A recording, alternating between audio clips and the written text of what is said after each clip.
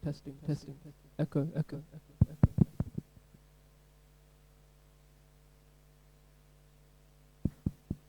Big wreckage.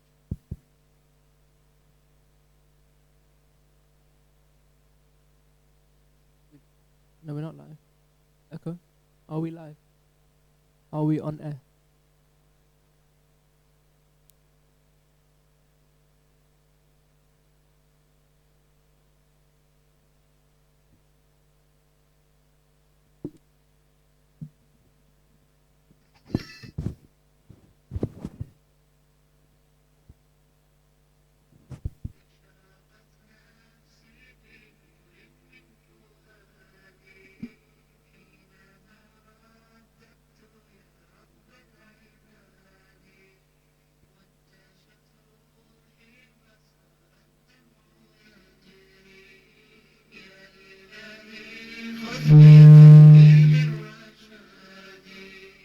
أشرقت نفسي بنور من فؤادي حينما رددت يا رب Assalamu alaikum and welcome to Ahlul Radio 2017 with our special guest Sheikh Jafar Ladak. Assalamu alaikum. Alaikum salam wa rahmatullahi wa barakatuh. How To are you and today? to all the viewers, alhamdulillah, I'm very well. Thank you for inviting me. I remember coming a good, 8 years ago? Yeah, I think the last. In Muharram, and I remember we did a show then. And I think It's good to coming get back on the air, is, alhamdulillah. opportunity to carry on, alhamdulillah, wonderful tradition. So I'm just to start off, introduce ourselves as all the presenters. I'm Brother Muntazir Katal, and I'm going to pass the mic around so everyone can get their names up. Assalamu alaikum everyone, my name's Ali Jawad. Assalamu alaikum, I am Mazahir Kareem, and it's nice to be back on the radio with Brother Jafar and the old school team once again. Assalamu alaikum, Tawsif Bajani. And yeah, it's a lovely. I can't believe we're back on this again. I didn't think it'd ever happen again, so I'm glad. Definitely is nice. And for our beloved guest here today, our brother and Sheikh Jafar Ladak, just a quick introduction. The topic we have chosen for tonight is Marjaiyat, which is quite an interesting topic for us. We have very limited knowledge, and this is why we decided to choose this topic so we can get the most out of Sheikh Jafar Ladak and get to learn something we didn't know. Now, just before we start, Sheikh Jafar Ladak has recently written a book on promoting Marjaiyah, and the title of his book is called Promoting the Ways of the Righteous. And this was published by the World Federation, and it's available as a hard copy book, or as an e-book or an audio book, which is also narrated by Sheikh Jafar himself. The book is featuring 73 stories about our Maraji, growing up, their childhood, their relationship with Allah, their relationship with the 12th Imam. So we highly recommend you buy the book. You can get it online. You can buy the hard copy. You can search it online and you'll find it from Google. And how else can we find the book if someone would like to buy that? The book is published by World Federation. So if you just type it into Google, The Ways of the Righteous, World Federation, all the three different modes of the book, the hard copy, the e-book, and the audio book are available to be bought online. Excellent. And, the idea is that we want our community to get to know our Marajit better and to be more acquainted with them than just the names that they know, and to actually hear more about their biographies and understand about their stories that make them so special. Definitely, I think that's a lot we can learn from their lifestyle, especially for people that we're not aware too much about Marja. One of the first questions that I had is really, where does the history of Taqleed originate from? How did it start? I mean, is there any Quranic support for having a Marja Taqleed, or where do we find it in history? أحسنت. أعوذ بالله من الشيطان الرجيم. بسم الله الرحمن الرحيم وبه نستعين. ثم الصلاة والسلام على أشرف الأنبياء والمرسلين وعلى أهل بيته الطيبين الطاهرين المعصومين. The history of Taqleed is both an aqli one, a rational one, and one that is mentioned within the texts. So the concept of Taqleed loosely translated, is the concept of imitation of a particular scholar. And the idea is that when one is deficient in their knowledge to do with a religious law, then they turn towards someone who has knowledge of that particular issue, and they emulate that particular matter. Now, of course, there are different translations of the word taqleed and so on and so forth, but this is generally what the idea is. Now, this isn't something that needs to be found within the Quran. It's not something that needs to be found within the texts of ahadith. Taqleed is a rational concept that says that it is normal for the human being to turn towards an expert in any given field and rely upon their expertise. That's the norm, whether it's law, whether it's medicine, whether it's aviation, whether it's engineering. And in every part of our life, you and I turn towards experts in the field. Now, what you can find within the Quran is the suggestion of turning towards individuals who are experts. Allah subhanahu wa ta'ala says, فَاسْأَلُوا أَهْلَ الذِّكْرِ, ask those people of remembrance. Allah subhanahu wa ta'ala says, أَطِيعُوا اللَّهَ وَأَطِيعُوا الرَّسُولَ وَأُولِي الْأَمْرِ مِنْكُمْ, turn obediently towards those people who are vested with authority from amongst yourselves. And so it's normal for us to do that. Thirdly, we do have certain ahadith that mention that we should do taqleed. For example, the most famous one that says, if you find someone from amongst us who opposes the evil desires within himself and bears certain qualities, ayyuqalliduhu, do taqleed of that person. But actually, arguably, that particular hadith is a weak hadith, even though it's present. But if you look at the from a jurisprudential perspective, it's a very weak hadith. But as we're saying, the concept of taqleed is one that is an aqli one, that as a normal human being we practice. And so when we find ourselves in religion, we know that there's a principle that says whatever is rational will also be in our religion. We cannot do something irrational within our religion. And the fact that it's normal for our community to seek guidance, it would be the same when it comes to guidance, when it comes to the affairs of religion as well. Cool. Thank you. Excellent. Now, I mean, is there anything in the Quran which supports this? Yeah, as we mentioned earlier on, the Quran says, فَاسْأَلُوا أَهْلَ الذِّكْرِ. The Quran says, أَطِيعُوا اللَّهَ وَأَطِيعُوا الرَّسُولَ وَأُولِي الْأَمْرِ مِنكُمْ. Right, I got confused there for a second. So we do have suggestions of the performance of emulation, turning to those people who are experts. That's norm, and the Quran shows it in these lights as well. So, by experts, what's the difference between a mujtahid and a mujtahid? That's a very good question. In the Hawzawi system, you generally have 3 stages of learning. You have what is known as the muqaddimat, the introductories. You have the sutuhat, which I will translate as the intermediaries. And then you have what is known as bahth al-kharij, as where you start to learn ijtihad and become comprehensive in your learning. So when a person completes a chapter in bahth al-kharij, they would more or less be considered a mujtahid in that field, meaning that they have acquired enough knowledge of the ways in which to derive law that they would be considered a mujtahid, someone who can do ijtihad, someone who can struggle in order to derive a particular ruling in that particular field.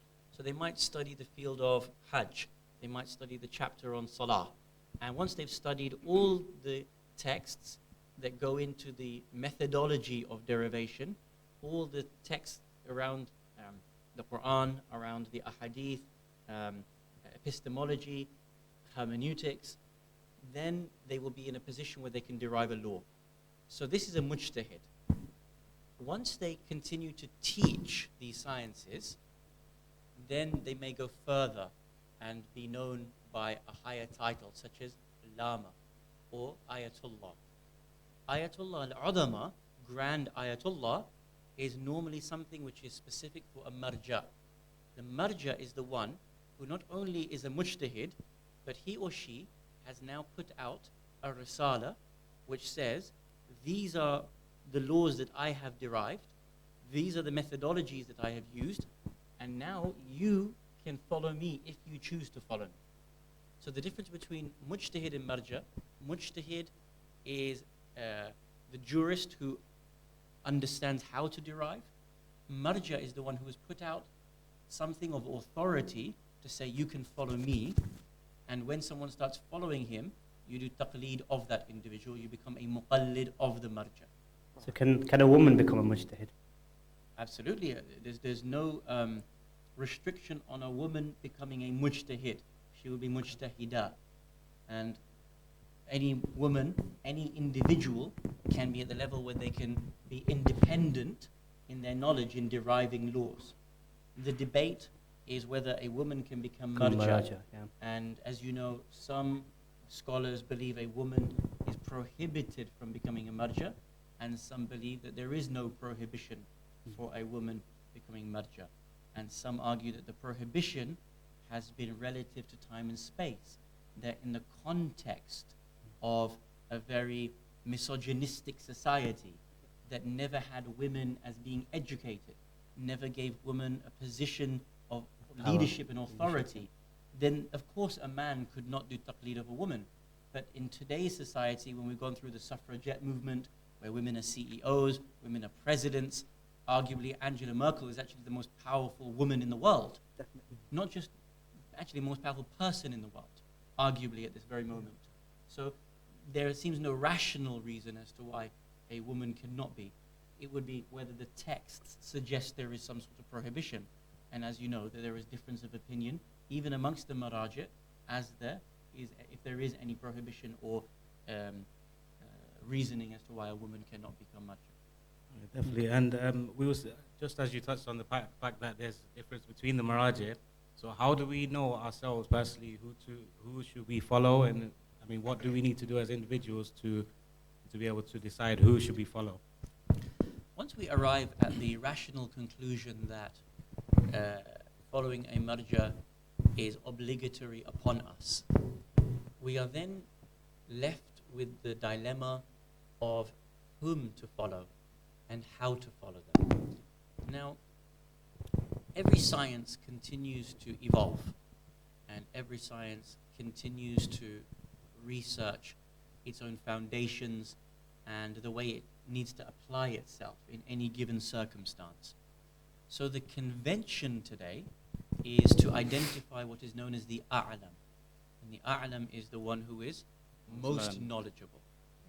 And the idea is that that individual is the most knowledgeable in all the Islamic sciences and has demonstrated that they are the most knowledgeable in the Islamic sciences, and you have identified them as being the most knowledgeable in those Islamic sciences. So today we have, let us say, at least 25 marajih. May Allah grant them all long lives.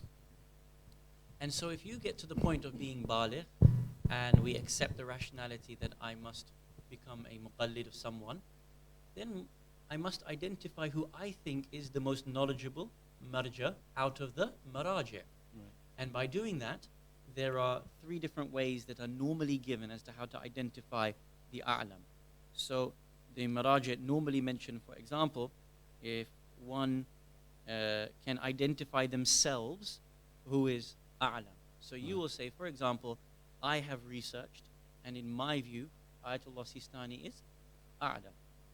In the absence of you being able to identify the a'lam yourself, then you can rely on 2 people who know to tell you who are the individuals or the individual that is a'lam. And in the absence of 2 trustworthy, knowledgeable people, then you can rely on even 1 person that tells you who is the a'lam. Now, that's very well known. I imagine most of our audience are very comfortable with that. There are differences of opinion amongst the marajih as to the issue of a'lamiyyah. Not scholars, not Hawza students, marajih.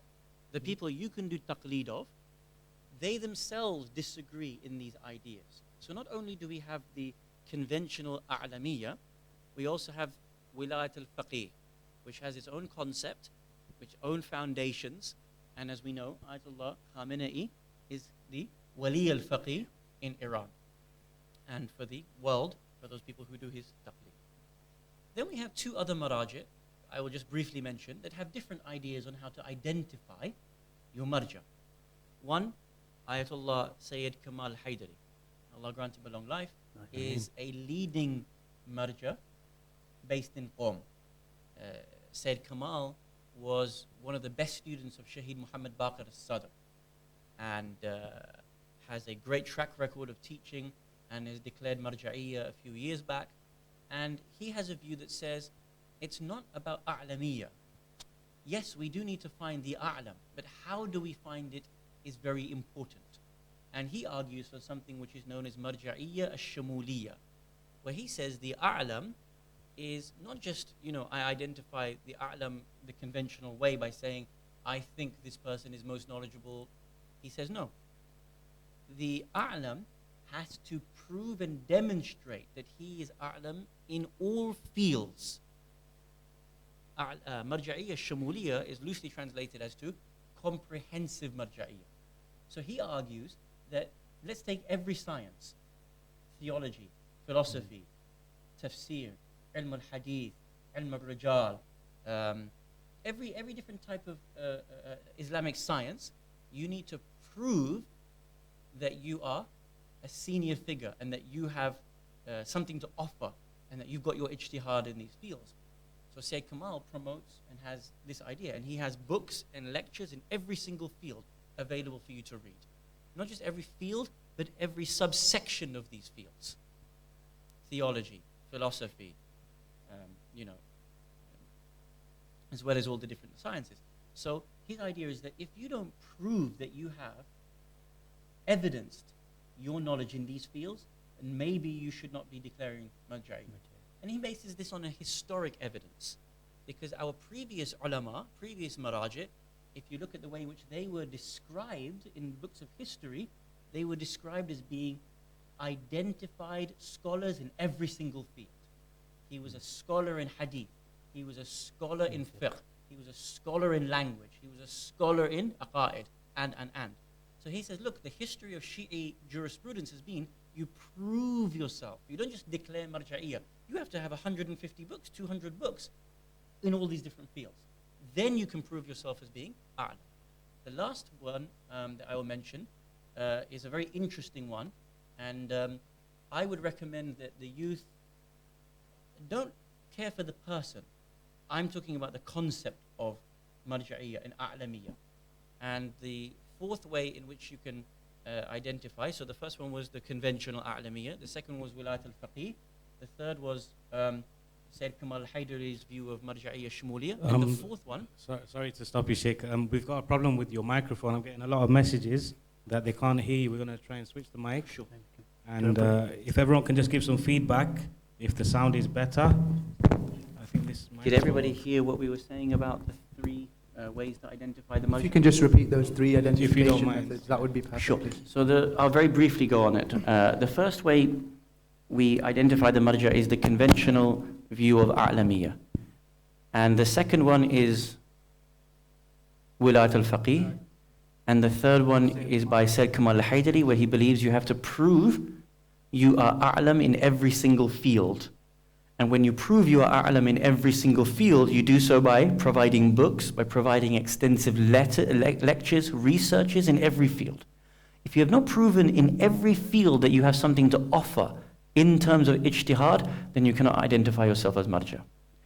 The fourth way is the way I would like some of us to start thinking about in this context of identifying. And this one is provided by Ayatollah Sayyid Muhammad Taqi al-Mudarrisi in Karbala. Sayyid al-Marja' al-Mudarrisi says he doesn't believe in a'lamiyya. Arguably, a'lamiyya is a historical concept for him. At a time when you could identify one outstanding mind, then of course, you must go towards that person. But today, when you have 25 maraji', they all hail from the same field of ideas, broadly speaking, you cannot truly identify an a'lam. You're just saying he's a'lam, but you cannot prove he's a'lam because they're all equal, because it will take the same methodology. Now, one may have a slightly different fatwa, one may have tweaked the ideas or the methodology slightly, but broadly speaking, they're all the same. Sayyid al-Mudarrisi says, he believes that the marja' is identified by three ways. One is ilm. Second is taqwa. Now the level of ilm and taqwa isn't ordinary. It has to be the level of marja'iyya. Taqwa also has to be the level of marja'iyya, not just my lowly level taqwa. The third one is very interesting. He says the marja should be capable, meaning that when it comes to the modern day issues of leadership, you have to prove that you are capable of dealing with leadership. Now today, that's a very open concept. You can identify that my leadership needs to be capable in X, Y, and Z manner. And I will say it's ABC manner. For example, I might say that today, a marja needs to have his own TV channel, needs to be accessible, needs to be dealing with ISIS properly, needs to be dealing with Saudi Arabia and Israel properly, needs to be available in politics, needs to have a book, needs to have traveled across the world, needs to be meeting with people on a regular basis. Now, however we identify and define that meaning of capacity, capability, that's down to me and you. But Ayatul Mudarrisi says principally, the marja should prove himself capable of proper leadership in the time in which you live in. Now that's very interesting, because that begins to open up the discussion on marja'iyya and how we begin to identify marja'iyya. You might argue, I need to have access to my marja. If I don't have access to my marja, then he's not really capable of being a guide for me. That was going to be my question exactly. Someone's in a different country, like Ayatollah Sistani, for example. My question is, how would he know what is going on in the West if he is living in a completely different world? I will argue that the maraji', all of them, know what is happening in the West better than you and I know what is happening in the West. But the question still remains that to what extent do I as an individual require my yaqeen, certainty that my marja is actively engaged enough to know my circumstances? Now here we have a difference of opinion as to how many respond. I'll give you an example. There was you may know, I think 2 years ago now, in Birmingham, there was a very nice program on taqleed al-marja'iyya. Ayatollah Milani attended, Sheikh Bahmanpur attended, and Sheikh Arif Abdul Husayn attended. And I think Maulana Sayyid Rizvi from Toronto was supposed to attend, but he couldn't make it. Now, there was a view that was taken within that discussion. I won't say by whom, because the name isn't important. We're not talking about names, we're talking about theories and engaging with the topic ourselves. So this question was brought up. Why isn't there a marja in the West? Now, there are maraja in the West, but the question is, why don't I have a marja in the West? Why isn't there a leading grand marja come to live in the West? Just like we are saying now, is that person aware, knowing of my circumstances? Now, one of the ulama responded and said, marja'iyya doesn't need to be in the West. Marja'iyya isn't about knowing every day what's happening in your circumstances personally.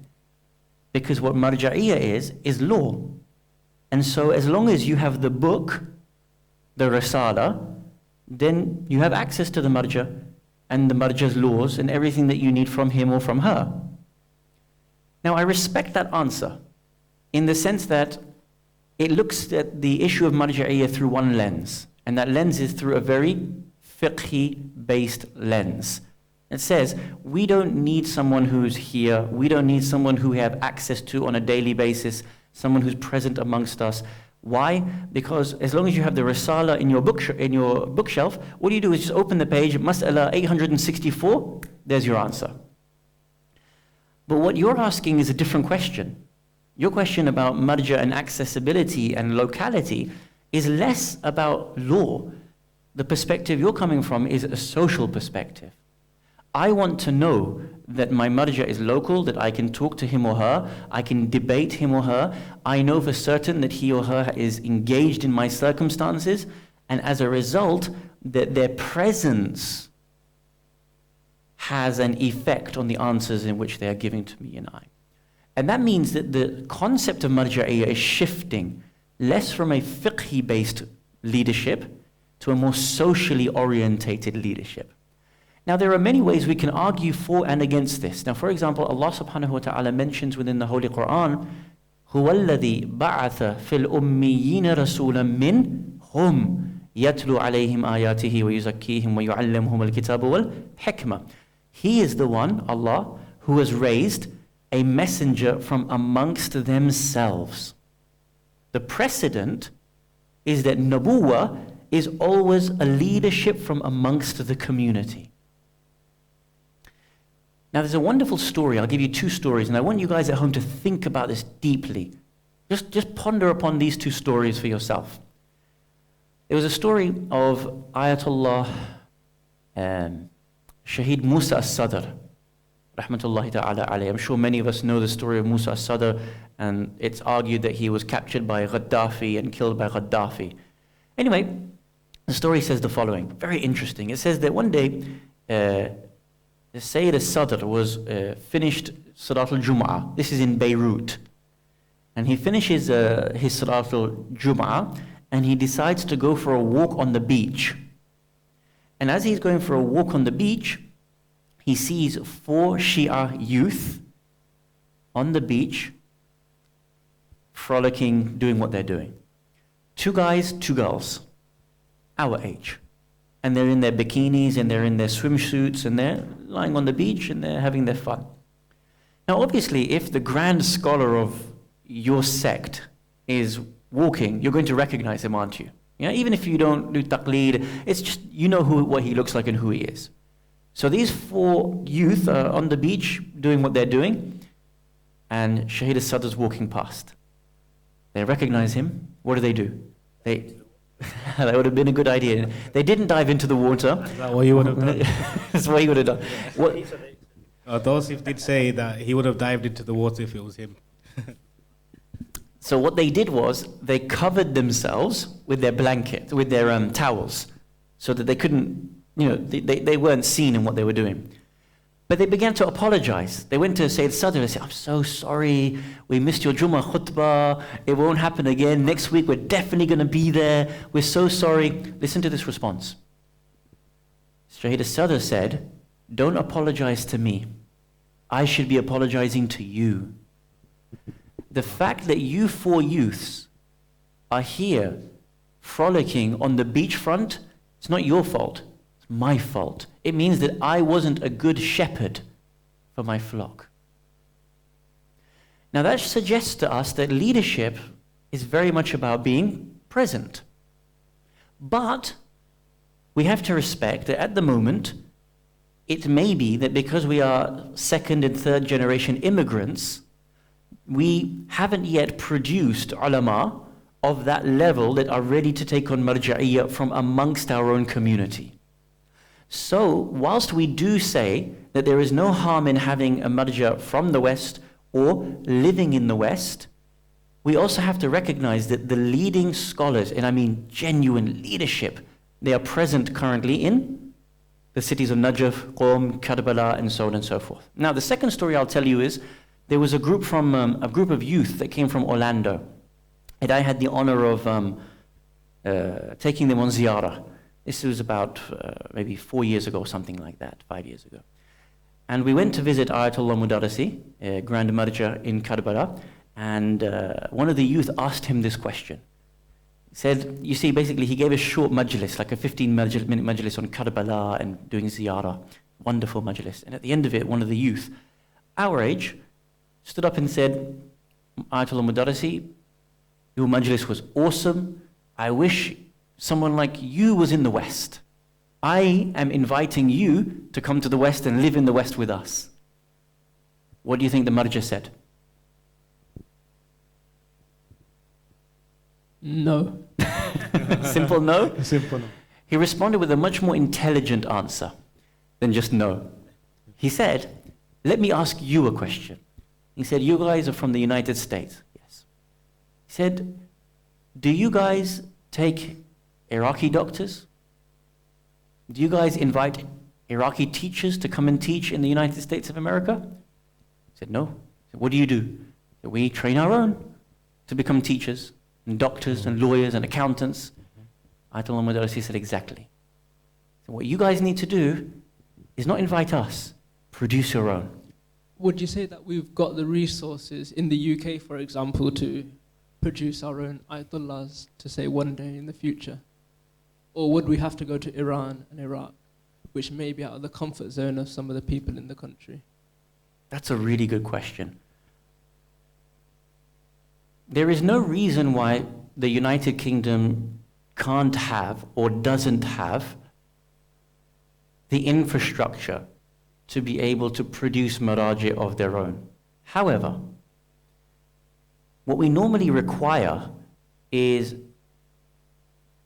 those people who have taught Bahth al-Kharij, they would teach students for a number of years, and then those students would go on to teach Bahth al-Kharij for a number of years, teach ijtihad for a number of years, and then they would begin to produce the highest level works. Arguably, we do have students that are beginning to produce the highest level works. But I would suggest that the very best thing we could do is invite those grand teachers from Najaf and Qom and Karbala to the West in order to engage in that level of studentship and dialogue. Why? If we're trying to create marja'iyya, what the West needs to do is prove, listen to the words, prove its independence. And the only way it can do that is by engaging in that level. Now, if we only have students only going over to the West, then it means, if we only have students from the West only going up to Najaf and Qom, then that means that they're still reliant on the stamp of approval from Najaf and Qom. As opposed to saying, let us invite Najaf and Qom to come here and engage with us. So that when they see the dialogue, they're seeing it firsthand. They're walking into Leicester, they're walking into Milton Keynes, they're walking into Stanmore, and they're engaging with the type of environment and discussion here. So they're not looking at it from 3,000 miles away through a telescope or through second-hand learning. They're learning it firsthand by their own experience. Once our students have that engagement with the highest level of teachers here, I think at that point that would be sufficient for us to be able to prove a degree of independence. Now, one last thing I want to say, because people won't understand what Bahth Kharij is. Bahth Kharij is every single mas'ala and taking every single verse in every single hadith, and debating every hadith on that one topic. So, looking at the language of that hadith, looking at the indication of that hadith, looking at the rijal, who's in the chain of narration of that hadith, yes? And debating every hadith against all the different scholars. So let's take any mas'ala. I'm just giving one example. Where is the line of Muzdalifah in Hajj? So now you have every single verse, every single hadith, and every issue pertaining to that, and then you have the opinion of every marja, and then you debate against every marja. That's one mas'ala. How long do you think that must take? It may take days, weeks to go through that one particular mas'ala. Now, you know, when you open up the Risala, there are 10,000 masail. That's why ijtihad takes so long to achieve, that you have to learn it, graduate through it, and then you start teaching it, and then eventually you are in a position to start writing laws. So, do we have people ready to be able to do that here? It's a very long process. But I would say that we should get there, inshallah, and I think that we do have some institutions that are working towards that. That's excellent. I think we've all had quite a lot of information, and I think Tosif and Muntazir are going to do a little duet for us, Wonderful. Just to break up the evening a little bit. We do have some questions which we will get to, so keep them coming in. And there are some very good questions, actually. So keep them coming in. You can type it on the YouTube page, or you can also send it on WhatsApp, by text message. And also, we do encourage you to call if you want to speak to Sheikh directly and ask your questions. And let's get involved. It has been 8 years, and we're all back again. It's nice to see that everyone's enjoying the show so far. So, yeah, we are going to stop for a little 5 minutes for a little duet. I'm looking forward to listening to, because Muntazir hasn't recited in English for me for a long, long time. So whenever you're ready. Inshallah.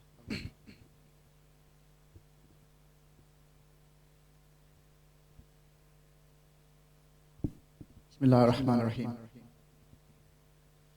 We once had a teacher, the teacher of teachers. He changed the world for the better and made us better creatures.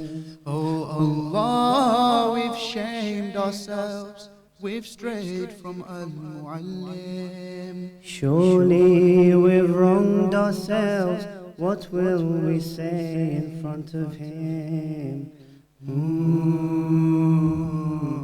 Muallim. He was Muhammad sallallahu alayhi wa sallam. Muhammad, mercy upon mankind. He was Muhammad sallallahu alayhi wa sallam. Muhammad, mercy upon mankind, teacher of all mankind. Abul Qasim, Ya Habibi, Ya Muhammad, Ya Shafi'i, Ya Muhammad. خير خلق الله محمد يا مصطفى يا إمام المرسلين يا مصطفى يا شفيع العالمين يا مصطفى يا إمام المرسلين يا مصطفى يا شفيع العالمين. He prayed while others slept, while others ate, he fasted. While they would laugh, he wept until he breathed his last. His only wish was for us to be among the ones who prosper. Ya Muallim, peace be upon you, truly you are our teacher. Muallim. He was Muhammad sallallahu alayhi wa sallam. Muhammad, mercy upon mankind. He was Muhammad sallallahu alayhi wa sallam. Muhammad, mercy upon mankind, teacher of all mankind. Muhammad salawat. Allahumma salli ala Muhammad wa ali Muhammad. Ahsant. Barakallahu feekum. Thank you very Lovely. much. Excellent recitation as always. Right, so thinking about continuing on with our topic tonight, which is Marja'iyah and Taqleed. I have a question for you, which I had on my mind also, is that are we allowed to debate or disagree with our marja? And is it supposed to be just restrictive following, or is it free following? What's your opinion about this? Bismillahir Rahmanir Rahim. So I don't really get an opinion in the sense that I'm not a mujtahid. But what I can say is that the ulama encourage taqleed in certain ways. And what we tend to think about taqleed is not always the same as the way in which the maraji' themselves encourage taqleed to be conducted. Okay. So I remember one story.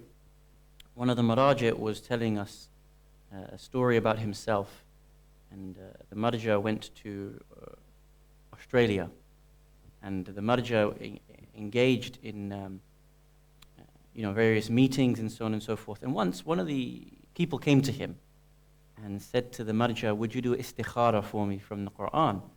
So the marja', of course, obliged. He opened the Quran. Istikhara came good. And the gentleman said, "I want to do your taqleed." And the marja' asked him, he said, "Why do you want to do my taqleed?" He said, "Well, the istikhara came good came out of it. So, next time I'm going to ask another istikhara, inshallah it'll come out good, and the blessings will be by virtue of doing your taqleed." Listen to what he said. the marja responded and said, I don't want you to do my taqleed. Now you think the marja would want people to do his taqleed. It increases his followership. People will give him khums. He can do more money. He can do more projects with that money, and so on and so forth. He actually said, I don't want you to do my taqleed. And the man was a bit startled. And he said, why? He said, well, tomorrow you'll ask for another khira, another istikhara, and it will come out bad. And you'll go to someone else, ask for istikhara, it'll come out good, and then you'll do his taqleed. This isn't the way you choose taqleed. This isn't the way you choose marja'iyya. Then the marja continued, and he said, I want to tell you how to do taqleed. He said, do taqleed by identifying the marja that you support his mission. You agree with his methodology. You agree with his social program for reform, development, change.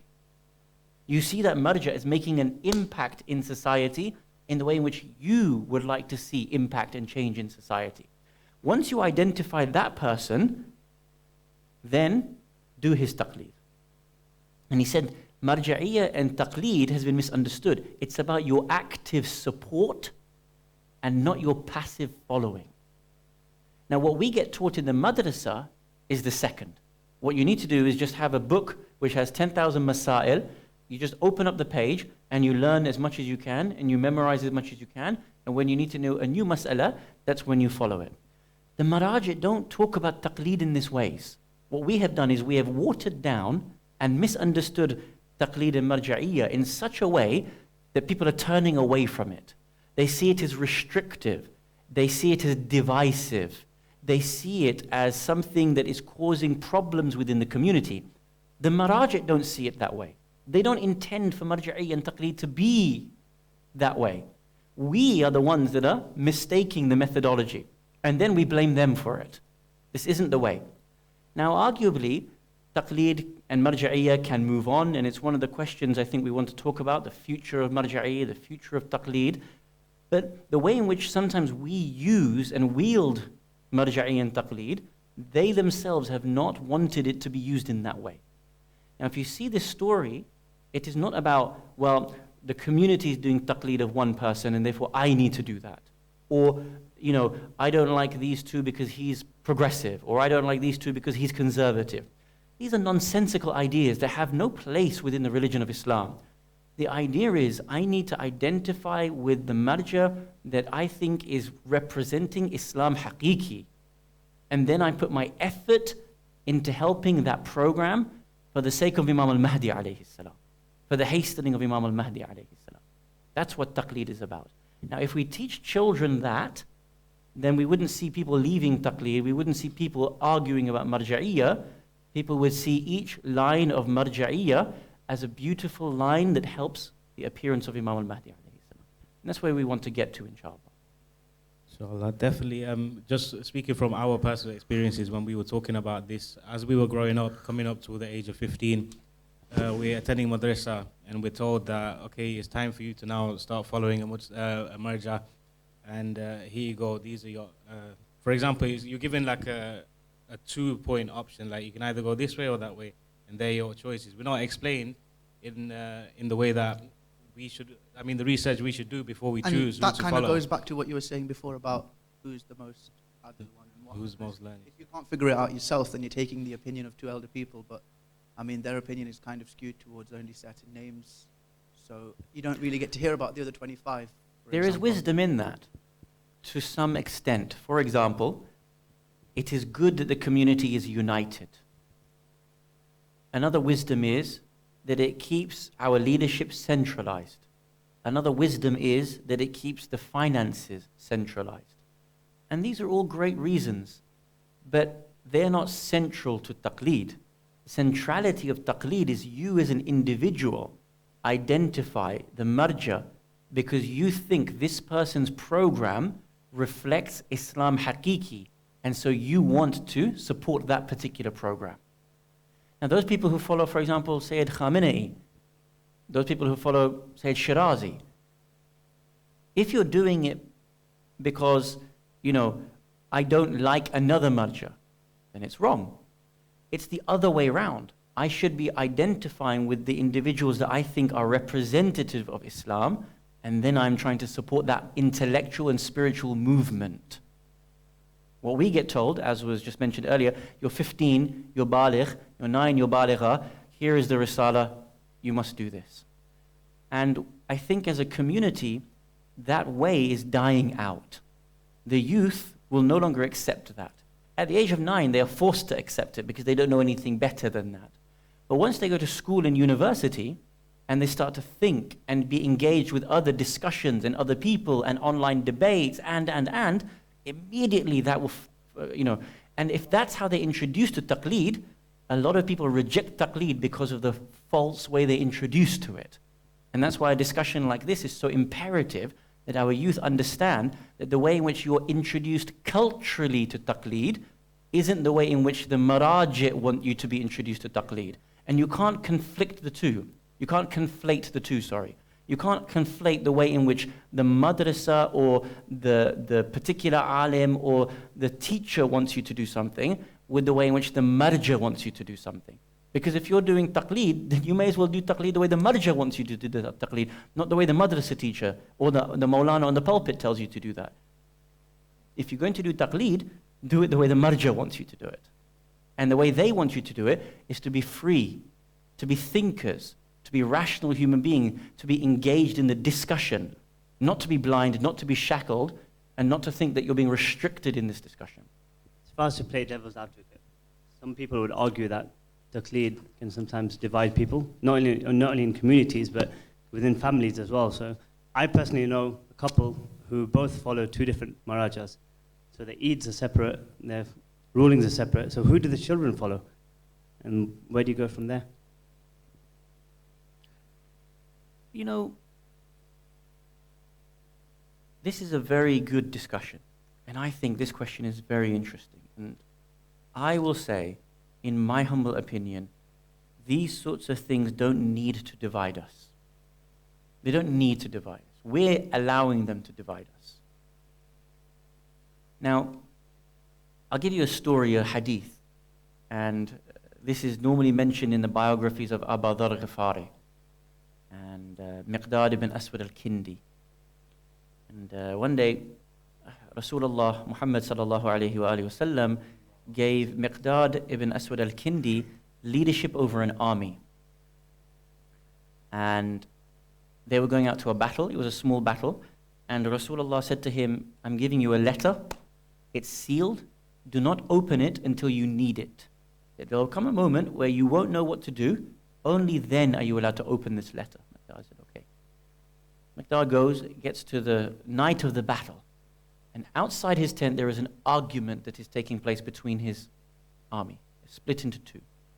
One is saying, we have seen the moon, and so tomorrow is the first of the new month. But the month that we're just leaving is a month which it is prohibited to fight. You know, there are 4 months in the Islamic calendar where it's haram for you to fight. So it's one of those months. So that group said, we've identified the moon, it's the new day, we can fight because it's the first of the new month. The other group inside the army, this is the army of Rasulullah, was saying, we haven't seen the moon, therefore it's still the last day of the month, we can't fight tomorrow because it's still the prohibited month. Now what does he do? Miqdad is shook, he doesn't know this way. After a while, Rasulullah sent me a letter. He opens the letter, Rasulullah is narrated to have said, leave them be. Those who want to fight, let them fight. Those who don't think it's possible for them to fight, they don't have to fight. Let each group follow their own moon. It's not a problem. Now, I understand, practically speaking, families will say, but, he gets to do his Eid, he gets to eat, I don't get to eat with him, and so on and so forth. I understand those practical problems. But if you see what Rasulullah himself said, let people act. Just let them be. And I think fighting a war at the time of Rasulullah to establish Islam far more important than today. Yeah? At that time, an army being split and Rasulullah allowing them to be split. It's a lot bigger deal than one family in Milton Keynes going, well, 2 people are eating and 2 people are not eating. Yeah? With respect. So my first view is let's not blow this issue out of proportion. And I mean that completely respectfully to people who are multi-muqallideen in one household. Let's not blow this issue out of proportion, number one. Number two, again, marja'iyya is not supposed to be divisive. If marja'iyya becomes divisive, then we or it is not acting properly. Now what I mean by that is, when they have different rulings, they don't mean to be divisive. They are saying, I'm a mujtahid, you're at liberty to follow who you want. If you think the law that you're following with me causes fitna, causes problem, do taqleed of someone else, it's not a big deal, they don't care. They're not begging for your taqleed, they don't want your taqleed. In fact, you being a muqallid for them causes them more problems on the Day of Judgment, because now they have to answer back to God for all your acts as well. So we are very, very free. We are very, very liberal to be able to identify where we want to go and how we as a community want to act. Now, just because one marja has an opinion on moon sighting and another marja has another opinion on moon sighting, that is ijtihad. That's the way it's going to be. You're going to get 2, 3, 4 different ideas on every single particular issue. That doesn't mean it's divisive. It just means that, like anything else, if you went to a doctor, if you went to a lawyer, if you went to a pharmacist, they will probably have different opinions on how to deal with things.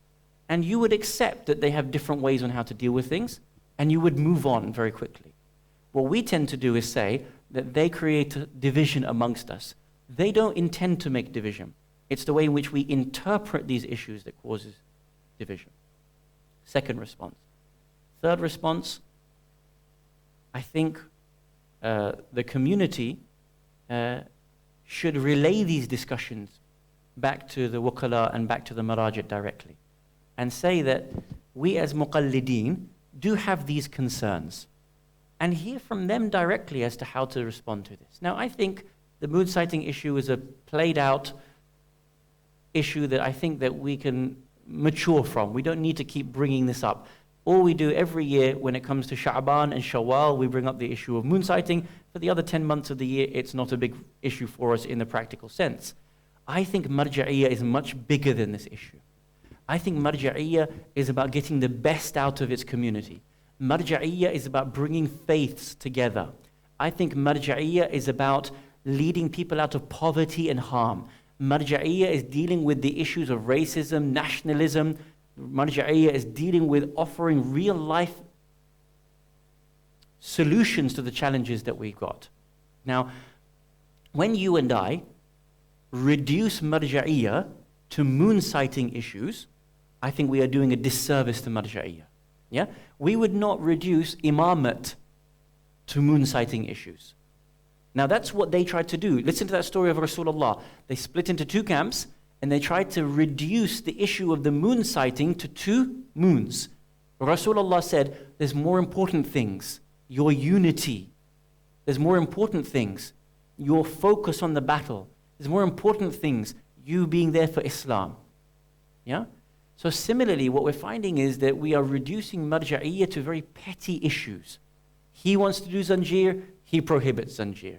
This person is encouraging this person. These are very petty issues. Now, I'll give you an example of what I mean by reducing marja'iyya to these petty issues. And I'm going to ask for your indulgence, and I seek forgiveness if anyone gets offended by these points. I had the pleasure of meeting Ayatollah Bashir Najafi in the Arba'een just gone. Ayatollah Bashir Najafi, as you know, is the marja in Najaf, and he mainly has a Pakistani following. I had the honor of translating the questions and the answers from Sheikh Bashir. Listen to these questions. Sheikh Bashir, what's your opinion on zanjir? Sheikh Bashir, these are real questions. Can a Sayyid marry a non-Sayyid? Sheikh Bashir, is a non-Sayyid allowed to wear the color green? Now, if Sheikh Bashir is hearing these questions every week from every group that comes to him, what does he think is the level of thinking, the intellectual thinking, the mentality of his muqallideen? Narrow mindset, very cultural issues. No one came to him and said, Sheikhna, how do we get people out of poverty? Sheikhna, what is your economic stance? Sheikhna, do you agree with capitalism or communism, socialism? Sheikhna, how do we deal with global warming? Sheikhna, how do we deal with nuclear weapons? What was the thinking of the community? Am I allowed to wear green or not? With respect, of course, these questions are important at one level, but they're also nonsensical questions. Now, when the marja, may Allah bless him, and all maraja, when they indulge these sorts of things, all they do is confound the problem. Instead, it should be, by now you've heard the answers, you know the answers, let's move forward in our thinking. Similarly, when the Khoja community comes towards Ayatollah Sistani, and every week they come and ask him this same question about, can we, from the hand of a Hindu, can we, how do we identify the moon? We're being divided because there's two different moons. At some point, surely Sayyid Sistani says, I'm the wakil of Imam al-Mahdi alayhi salam. Are you really wasting my time with these questions, week in, week out, year in, year out? For how long will you Khojas ask me these questions? Yeah? I know, I think it. Imagine what Sayyid Sistani is thinking. Now, if the community keeps asking him these questions, all they do is reduce marja'iyya to these sorts of things. What we need to be asking the marja is real questions. Sayyid Sistani, half the world doesn't have clean water. How do I help people have clean water in the world? Sayyid Sistani, 3/4 of the world is poor. 4 billion people on the world survive for $2 a day. How do I help people come out of poverty?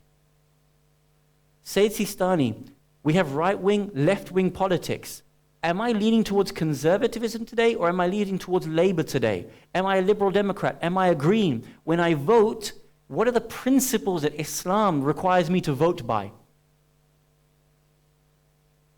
Can you see that? Look at the difference in thinking. Yeah? What we do is we waste the marja's time with questions that are already answered in the Risala, that Maulana can go and ask. My point is that we need to mature out of this. And when we start talking about marja'iyya, the divisive issue is our issue. They don't intend for rulings to be divisive. We interpret their rulings to be divisive. If we can get past that and we can see that marja'iyya is about helping a human being, then we wouldn't see these issues in these ways. Yeah? And I think we need to frame the question slightly differently in regards to divisiveness. So just a question that popped up in my mind, I mean, while you were giving your very detailed answer, which I thank you for, is it possible to follow different maraji for different rulings then? So, is that known as rujua, as you just said, yeah? So let's go back to a very important starting point. Taqleed historically has evolved from what it was to what it is today. Correct? At some point, we didn't have the concept of a'lamiyya. And at some point, we didn't have the concept of taqleed. Those had been introduced at some point. Now, the history, very briefly, was that there was an intellectual battle between the akhbariyun and the usuliyun in Karbala 400 years ago. And in order to defeat the akhbariyun, the usuliyun did two major things. The first thing was that they created an Aristotelian epistemology and said that the akhbariyun cannot reach certainty in their thinking. This system reaches certainty, therefore your thinking is wrong, therefore our thinking is right, therefore you must become usuliyin. And the second thing they did was institute taqleed and say that you must have a marja or whatever, you must follow one alim. Now, in that period of time, do you know that they didn't allow, or marja'iyya was non-political, was apolitical? They wasn't allowed, you weren't allowed to be involved with the state. Now, the reason for that was very simple, because the state would manipulate marja'iyya and try to say, look, these are the rulings, we're using this imam's ruling, this marja's rulings, and then they would allow evil in the name of the marja. So in order not to allow Shi'ism to be reduced to being manipulated by the state, marja'iyya was completely apolitical, wasn't engaged in politics whatsoever. And eventually, especially in the late 1800s and early 1900s, marja'iyya developed. Yeah? We started to get a politicized marja'iyya.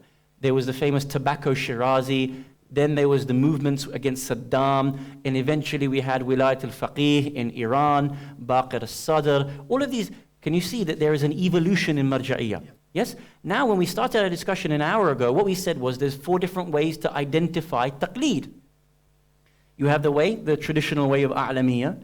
Then you have the way of Wilayat al-Faqih. Then you have Marja'iyah Shumuliyah, as recommended by Sayyid Kamal. Then we have the issue of capacity, which is recommended by Sayyid al-Mudarrisi. And there are many other different ways which we don't have time to going into.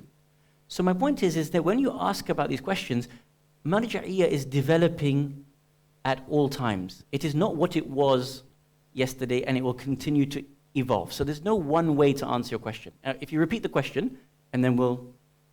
Sorry, the question was just if you could follow different marja for different... Right. So in case someone had forgotten the question. So now, what we're seeing is that Marja'iyah is being defined in a particular way that says there is one a'lam. Which means if you can identify one a'lam, then there is no point in going to a second person. If he's the most knowledgeable... But with the current climate of 25 to choose from, and all of them, you know, how do you break it down when they're all pretty much of the same level of intelligence? Right, so we're saying, if you think that there is an a'lam, then there's no reason to go to a second person. Correct? Okay. Now, if the marja himself says that there is... I don't have a fatwa in this issue. You can do the taqleed of another marja in this particular mas'ala. Then in that system that the marja has created, he or she allows you to defer to another marja in that particular issue. But my point is that all of these questions are very subjective because you're asking about a man-made system. The system that was present in the 1600s developed in the 1800s. Developed in the 1900s, developed in the year 2000, developed in the year 2017, and it won't be the same system of taqleed and marja'iyah in the year 2050. Can you see that? Yeah. So here, at the moment, there is a system that says there is a'lamiyah. The majority say if you can find one a'lam, then there's no need for you to do taqleed of another person. That's logical. If the marja has not given a fatwa in an issue, he or she allows you to defer to another person. Now there are other maraji that allow other systems. It will say you can do taqleed of various different maraji. You can take from here, you can take from there. So it's just about what your marja says. And now what we stated earlier is you have to identify your marja through which way? You identify the marja that you think is representing Islam haqiqi. If you think Sayyid Sistani or Sayyid Shirazi or Sayyid Khamenei or Sayyid Mudarrisi or Sayyid Kamal Haidari is Islam haqiqi, wonderful, fadlalu, go ahead, do taqleed of him. And that person will tell you in his or her law when you can do taqleed of another person and when you can't. Thank you. Also, I mean, we're talking about evolution of marja'iyat. So moving forward for the future of marja'iyat, I mean, what's your vision and how do you see that going forward? What's my vision? What's your opinion or idea about that? Bismillahir Rahmanir Rahim. Taqleed al-Marja'iyya will continue to develop. And that will be reflective of the research that goes in and the circumstances of time. The same way in the early 1900s, there was a need for the marja to step in politically, and as a result, it opened the door to a politicized Marja'iyya, which eventually prospered into Wilayat al-Faqih in Iran and Shahid Baqir al-Sadr in Najaf. It is obvious to say that in the next 10 years, 20 years, Marja'iyya will continue to reflect the circumstances, or must reflect the circumstances. Now, as we begin to get a more decentralized world, at the moment, the Shi'i world is very centralized in Najaf and in Qom. Yeah. But it might be tomorrow that we get a more decentralized Shi'i leadership. That will mean, by its own nature, that new ideas, new researches, new world views will determine the way in which taqleed and marja'iyya continues to develop. Okay. Now there is a marja in the West. Ayatollah Sayyid Husayn Nassab is a marja who lives in Toronto. And he is a fully fledged, identified marja. He studied in Iraq for many, many years. reached that level, has a risala, has dozens of books that are available. You can go and meet him, you can go and discuss with him. But that will be the start. Now, as more tullab go and return, it is natural to see that new ideas of how we understand the notions of taqlid and marja'iyya will continue to develop. What you might find in the future is that marja'iyya, such as Ayatollah Mudarrisi's opinion, al-Mudarrisi's opinion was what? Capacity. Now, it might be tomorrow that one says a condition for marja'iyya is accessibility. As Brother Tawsif asked earlier, is accessibility, is the presence of marja a condition for marja'iyya? Now, tomorrow a marja may say that. A marja may have his risala and say, this risala is only for people who live in the West. Or this risala is only for people who live in the United Kingdom. Why? Because I can't identify with the French community. I don't have knowledge of the challenges of the French community, but I live in Britain. Or I can do it for the West, or I can do it for Europe, or. Yes? You might have another marja that says that law becomes very relative, that there is a ruling relative to when you live in Iraq, and a ruling relative to when you live in the West. And so here I provide you with relativity within my risala. And if you are moving or living in this land, here is the law. And if you are living in this land, here is the law. You may have, in the future, in Britain or in the West, a marja'iyya council system, where a group of scholars have reached the level of marja'iyya, and they say, we come together in order to derive law. Why? Like you said, we don't like the idea of division. At the moment, the way in which people see marja'iyya is divisive, and I respected that opinion. But it's not supposed to be that way, is it?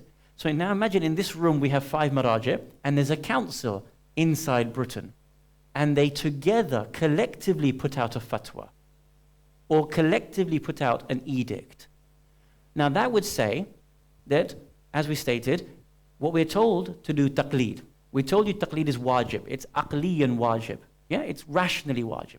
Even if there was no verse or no hadith, you know that you have to do taqleed because it's rational. But the Imam in the Quran never told you how to do taqleed. They never told you how marja'iyya should be. So in the future, marja'iyya will definitely continue to evolve. And what we have to see is that when these kind of discussions take place, we can't have this immaturity that we have within our community. Forgive me for saying. Every time, we were talking about this off air, but I'll repeat it. In Islam, there is no such thing as controversy. Often I get invited to centers, and the mukhi will say to me, Brother Ja'far, we'd like you to come to recite. And I say, I'm honored, just tell me the dates. And he gives me the dates, and he says, but listen, we don't want you to say anything controversial.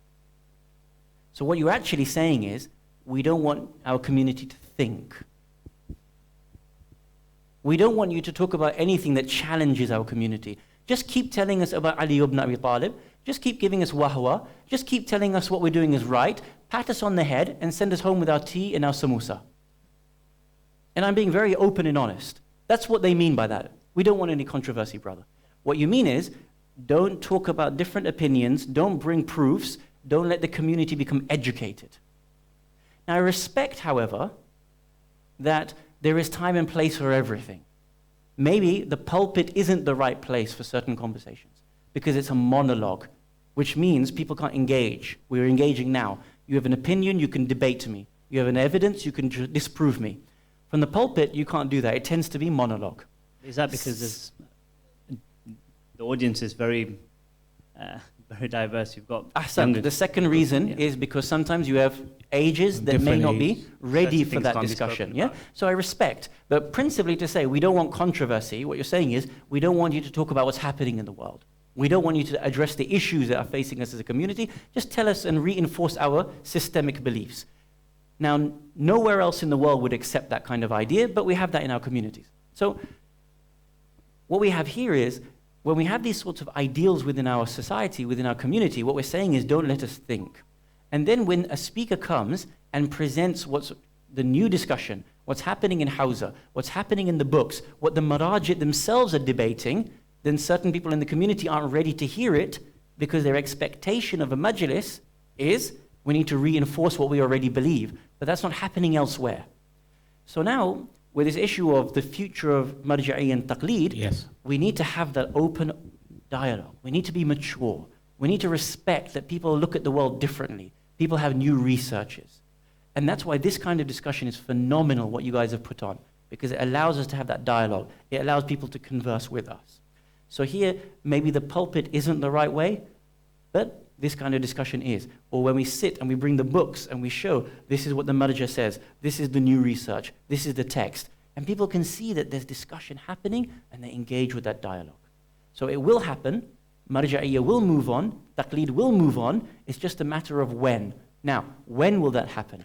Right now we have two grand maraja that by and large have a good 80 to 90% of all the muqallideen in the world. One, Ayatollah al-Adama, Sayyid Ali Sistani, may Allah grant him the longest of life, and Ayatollah al-Adama, Sayyid Ali Khamenei, may Allah grant him the longest of lives. So now, at the moment we have two giants. God forbid tomorrow they pass away, but they will pass away at some point, won't they? Yes, we will wake up to the text message, Inna lillahi wa inna ilayhi raji'un, and at that point, the majority of the community will have to think. And that will be a very scary concept for the majority of people. Because they will be asked, why are you doing taqleed of this person? Who are you doing taqleed of? Why have you identified yourself with this person? Now, when that category of scholarship, that age group of scholarship passes on, and the next generation of marja'iyya comes up, their understanding of taqleed will be very different to their previous generation, just as it was when Baqir as-Sadr was alive, just as it was when Tobacco Shirazi was alive in 1912, just as it was in the 1800s and 17 and 1600s. There's an evolution. We didn't just wake up today. It's not a vacuum. Things happen in ahsant, it continues evolvement. So when these things happen, our community cannot be negative towards it. It has to be ready with an understanding and a broad chest, open arms, and an intellectual approach to it, inshallah. So are we supposed to start looking for who the next person that we will leader. follow?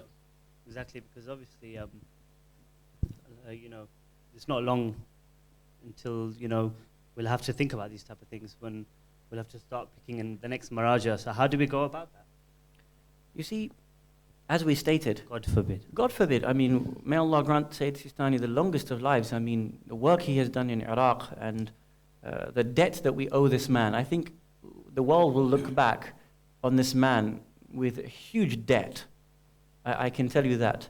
And I think the stability that Sayyid Sistani has brought to our global community and the authority that he has, I fear it will not be the same tomorrow when he passes away. Tomorrow, figuratively speaking, not literally speaking, inshallah. So now, I think the issue is not names. I think this is what we've been trying to drive home. Forget the names. The names aren't important. What's important is identifying what type of leadership we as a community need and where we want to get to in the next 50 years. And if we as youth can say, this is what we need from our leadership, this is where we need to get to, and therefore we need this type of support, that is when we'll be able to identify which type of marja'iyya is reflective of our challenges. Can you see that? So it might be that someone will say, well, we need books, good English books. Or if you live in France, you need French books, and so on and so forth. Now, if you take a marja, and he has no English videos available, and he doesn't have any books available in English, then all you're doing is just following laws. And if you need a leadership that is present and practical and participating in your struggles, then you will look at marja'iyya in a different way. So here actually the way in which we might want to start going about these things is less about who WF appoints, who Imam Ali Foundation appoints, who, this charity says it's going to and has ijazah from. All these things don't matter. What's important is you as an individual find God. What matters is that you are taken into the completion of your journey. What matters is us as a community are helped in accordance with our challenges. So I think we as a community need to start thinking about what we need and then start identifying which individuals meet those challenges. Now, it might be that we need people who are present. It might be that we need funds. It might be that we need them to be present. It might be that we need to go and visit them. There are a whole host of issues. I would argue that the centrality is accessibility. I need to see that there are videos. I need to see that there are books. I need to see that the marja is visiting the world. I need to see that the marja is engaged, willing to take our dialogue on board. And the wukala are very strong as well. Without a proper wukala system, it breaks down. And if there's not wakils that are engaged with the youth, engaged with the sisters, then it queries as to the role of marja'iyah in the future, inshallah. Yep, please, let's go to the questions. I had a few build-up of online questions, so I'll read one out and then pass it around through the YouTube. Keep on coming in.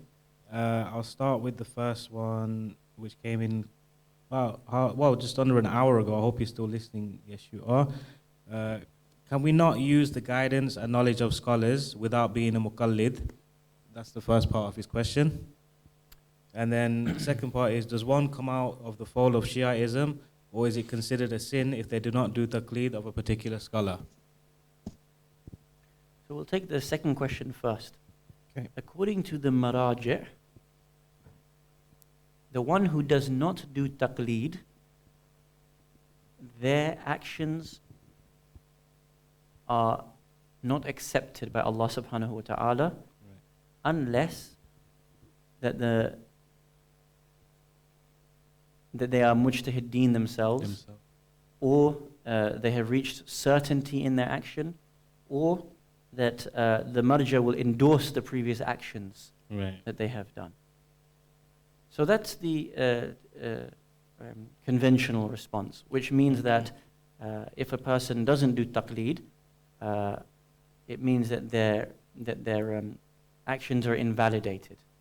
Now, I will suggest that that there are differences of opinion on this particular matter, and if you are following the system of taqleed, then of course it makes sense. You have to know that the person who is giving you the answers of what you're doing comes from a place of security. And if you're choosing to just ignore the place of security and knowledge, and you just decide to do whatever you want, then it doesn't make sense that your actions are going to be necessarily correct. Therefore, if they're not necessarily correct, how can you ensure that they're accepted by Allah subhanahu wa ta'ala? And so that's why the conventional answer says that you need to do taqleed in order to have your actions accepted by Allah subhanahu wa ta'ala. But of course, this has many conditions of assumption that go into it, and there are differences of opinion. Awesome. And the first question was? The first question was, can we not use the guidance and knowledge of scholars without being a muqallid? It sort of ties in with the answer. So again, what we're saying is that the way in which the maraji' currently define taqleed is that you need to identify the a'lam, and you need to do taqleed of that a'lam, or do taqleed of that one particular marja' or the maraji'. So again, in the conventional way, it is not that one can just follow whosoever they want, or just say I'm picking from a number of them. The maraji' state, their system of taqleed is that you have to follow one or however many that they recommend or allow. So again, the answer is, if you accept this system, then of course the system tells you how you need to follow the system. Yeah. If you don't accept the system, then the question is null and void, because you don't accept the question anyway. Right. So the person's asking, can I not just follow whoever I want and just take from wherever I want? But the maraji' themselves don't allow for that yet, or may never allow for that. So if you want to take from someone, it suggests that you take from them in the system that they are offering you to take from them. So, right? Thank you. Keep the questions coming in. YouTube, I think that's where they all are. So put them down and we'll try and answer as many as we can. Cool. We've got another question come in. When you say, I think you said earlier in your talk, a murja has to specialize in many fields. Can you say specifically how many or which fields are important that they specialize in? The very first field is the Arabic language, and they must know sarf and nahu and balagha and poetry, and they also must be a master of theology. They must be a master of ilm al-usul, the mechanisms that go into ijtihad. They must be a master of fiqh. They must be a master of hadith. They must be a master of rijal. They must be a master of tafsir. And these are broadly the sciences that they must have mastered. And of course, there are other sciences as well that other people might argue. They must be a master of philosophy. They must be a master of epistemology. And once they prove themselves to have been a master in all of these sciences, that is when they're in a position to declare the marja'iyah. Hassan, thank you. Okay, so another question we've got from the YouTube comments is, what happens if you support one marja's idea for the future, but you know that he is not the a'la marja? That's a very interesting question. Those two things are not necessarily the same thing. You may say, I recognize that another marja is a'la. And then you may recognize that another marja, his or her system of leadership, is most attractive to you in terms of implementing Islam and helping Islam in the modern world. So now, again, the marajit themselves have different ways to identify who you should do taqleed of. The opinion of someone like Sayyid Sistani arguably would be the second category of leadership has no role to play. If you think I am a'lam, then you do my taqleed. The opinion of someone like Ayatollah Mudarrisi would say a'lamiyya has nothing to do with it, because you can't identify the a'lam. In this period, if you think I am the best leader and I have the best project, then you can do my taqleed. So again, it goes down to you as an individual, and you can look at the various ways the marajit say you can identify the marja, and then you would decide whether you weight the issue of a'lamiyya to be over and above significance to be the issue of capacity, or capacity is more important than a'lamiyya, or whether a'lamiyya even exists. Right.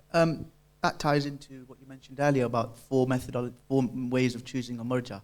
So you've got one being a'lam, and there's wilayat al-faqih, then there's Sayyid Kamal's way of doing it, and then the other one was Mudarrisi's way of doing it. Right. So could you please briefly explain what wilayat al-faqih is, please? As we mentioned, in the late 1800s and early 1900s, the system of marja'iyya developed its thinking and began to accept that the marja must have a role in politics. Najaf, by and large, disagreed with that and kept to its apolitical marja'iyya, which retains itself until today. And they will only be present in political issues where they feel is absolutely necessary. However, Imam Khomeini alayhi rahmah, in his view, was that political leadership is not secondary, rather it is inherent in marja'iyya. And in fact, to be a proper marja, you must have yourself a political platform and try to establish a just state by which you would bring people up into. Now, wilayat al-faqih is, we need to define it. Wilayat al-faqih believes in the authority of the jurist. Now, let me say something and I'm going to explain it. Every marja believes in wilayat al-faqih. Sayyid Sistani believes in wilayat al-faqih. Ayatollah Mudarrisi believes in wilayat al-faqih. Sayyid Fadlullah believes in wilayat al-faqih. It's just a definition of wilayat al-faqih. What's happening with Sayyid Khomeini and Sayyid Khamenei, their definition of the authority of the faqih, of the jurist, is that he has inherited the authority from the imam. In the absence of the imam, the faqih is the absolute authority. And secondarily, the faqih has to be in all matters of living, not just fiqh, but matters of economy, military, penal code system. And that he also has the same level of authority as to the imam, i.e. he can change the ruling the way the imam used to change the ruling. In our hadith, the imam used to change the ruling of the Prophet. Why? Because circumstances changed. So the faqih inherits A, this authority, and B, the comprehensive nature of the political authority. So the majority of the scholars in Najaf will say, no, we don't have that same level of authority, and we do not go into certain matters. Whereas in Qum, or in Wilayat al-Faqih, they are comprehensive in their authority and have the absolute authority, the way the Imam and the Prophet has absolute authority. Now they argue this in various different ways. For example, as we mentioned in the Quran, أَطِيعُ اللَّهَ وَأَطِيعُ الرَّسُولُ وَأُولِي الْأَمْرِ مِنْكُمْ. So they say, after Allah, the authority devolves to Prophet. After the Prophet, the authority devolves to the Imam. And in the absence of the Imam, the authority devolves to the Wali al-Faqih. Or, for example, you might have a hadith that will say, Al-ulama warathatul anbiya. The ulama are the inheritors of the prophets. So, what does that mean? They inherit authority after the prophets and the imams, salamullahi alayhim ajma'in. So, Wilayat al-Faqih has this conception. But it will continue to develop, and the same way every other type of taqlid continues to develop. Tomorrow, Wilayat al-Faqih will develop when a new faqih takes over, and the new faqih, they will bring new understandings to this issue. So, we can't remain stagnant. It will continue to develop. Inshallah. Thank you very much. So I just want to build on a bit from what you just said about that some Ayatollahs don't feel they have full authority in the absence of the 12th Imam. Correct. So then what happens to things like khums? Because if khums is Imam's money and they feel they don't have full authority in the absence of the Imam, do they then have the full authority to spend that money and give it in certain ways? Khums, like every other subject, has developed over time. As you know very famously, in certain periods of time, Shia used to bury their khums under the ground and in the sea in order to think that the Imam will come collect it from them. That was the practice. The way in which we understand khums today, does anyone know when it was institutionalized? Does anyone know when khums was institutionalized to the way in which it is today? It was institutionalized in 1917. So people think that khums has always been the way it is, that you have a khums that has to go to one marja, and then he devolves authority to the wakil, and then he decides whether you can take partial the amount of khums, 50% ijazah, 100% ijazah, it can go into one area. People think this was always, it's not always been there. All of these ideas have developed, and tomorrow khums will continue to develop. But again, when we talk about this as a community, people, the mind blows and the anger comes and then they're not mature. So this issue of khums came about in a particular matter. And so, can you repeat the question that you had? So what happens with the actual khums money in the absence of the 12th Imam? So in the absence of the 12th Imam, what we have today, the Maraja believe that they are the wukala, that they are the special, they are the general deputies of Imam al-Mahdi alayhi salam. And in the absence of the Imam, they must collect the khums and they must distribute the khums in regards to its various projects and those people who can take the khums on their behalf. That continues. And I think, this again is open to discussion. Fiqh continues to debate. Are they the only ones? Can you give khums in absence of, having taqleed? Can you give khums without having the authority of the marja? Right now, as simple as, if your marja tells you X, do X. Now, if you do taqleed of Ayatollah Sistani, it's wajib for you to collect your khums, give it to either Ayatollah Sistani or the wakil or the institution that he has given ijazah to. Very simple. Tomorrow, the idea of khums will continue to develop. Right, I think we've got a live caller who's just called up and he would like to ask his question live on air to Sheikh. So I think we're just connecting. Only if it's an easy question. I'm not taking any hard questions, okay? Hello, assalamu alaikum. Assalamu alaikum wa Alaikum rahmatullah. salam wa rahmatullah. Who's How are calling? you, Sheikh? Alhamdulillah, brother. How are you? Alhamdulillah, this is Asad Sawani. First of all, thank you very much for your time. I My know it's honor. too late and you're still. I hope it's still been a benefit, there. inshallah. I've got a few questions in regards to Taqleed and Maraji. Sure. Question one is, I heard when I was young, I heard that Mujtahid, Maraji Ala, the one who is who we taqleed, we do the taqleed to, do PhD in about 20 subjects. So is that true? That's question one. Okay, I'll answer that before you go into the second question. Bismillah ar-Rahman ar-Rahim. It is much higher than a PhD in every subject because the BA is approximately 4 years, MA is 1 to 2 years if you're doing it part-time, and then PhD can be a few years, correct? So let's just say cumulatively that might be 8 years. Hausa studies, in order to become mujtahid in one field, in one bab, can take anywhere between 15 and 20 years.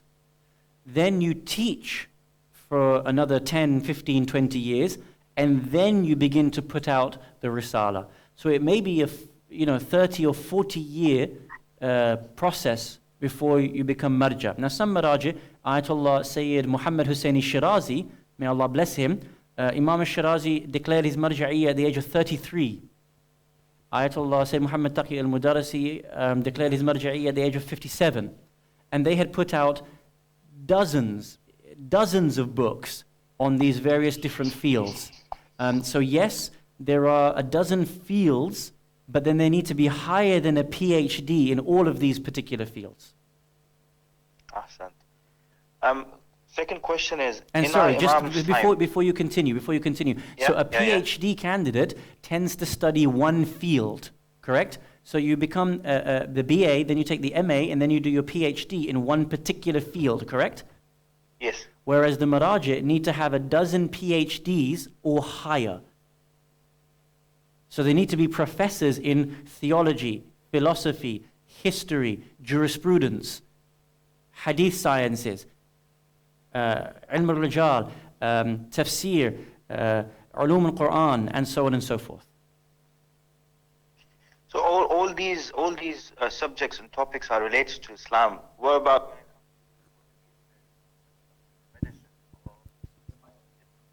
Sorry, Asad, just 1 second. We need to change the mic. The mic's just gone 1 second. I heard the question, and I'll repeat. If you can repeat the question, please. So all these topics and subjects are related to Islam and Deen. What about when it comes to worldly affairs, when it comes to medicine, when it comes to law? How does a mujtahid derive a law for all these worldly subjects when apparently he has not done any worldly affairs? He's done all this, fiqh, usul al-fiqh, jurisprudence, and all basically Islamic subjects. Lovely question. So the maraji must be able to cover any science or any matter that is going to affect the issues of the religion. So for example, let's just take a medical matter of smoking. As much as they will look at the quote-unquote Islamic texts, there would also be a necessity to rely upon medical research. Now either that means they will read the medical research themselves, or underneath them there will be a group of students that will specialize, or he will ask them to research this one particular topic, and they will feed back to him, and they will show to him the texts, they will show to him the researches, and then they will go through it, and he will use those texts. The third, of course, will be he will actually go to the doctors, and he will ask the doctors for their experience, their researches, their opinions. And through that, he will derive a mas'ala. So any particular field which you quoted as a worldly field, this creates a dichotomy. And I'm not in agreement with the dichotomy that says that there's Islamic researches and worldly researches. But I understand that the point that you're making. But he will have to be able to be an expert in those fields as well.